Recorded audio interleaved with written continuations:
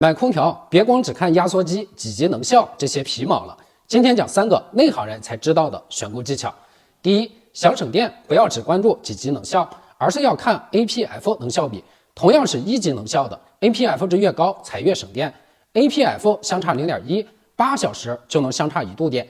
现在国家新1级能效标准是5.0，我家的美的风尊做到了5.29，一天下来比你家的空调能省3度电。而且耗电量随时可以通过 App 查看。第二，现在的空调功率和风速都没有问题，其实关键的差别就在风道上。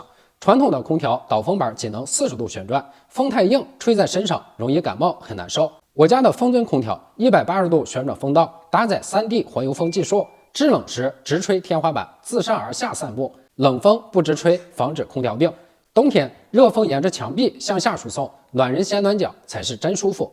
第三，空调卖得好不等于售后服务好，美的从安装施工、调试测试、材料规范都有明确的规定，态度好，猫腻少。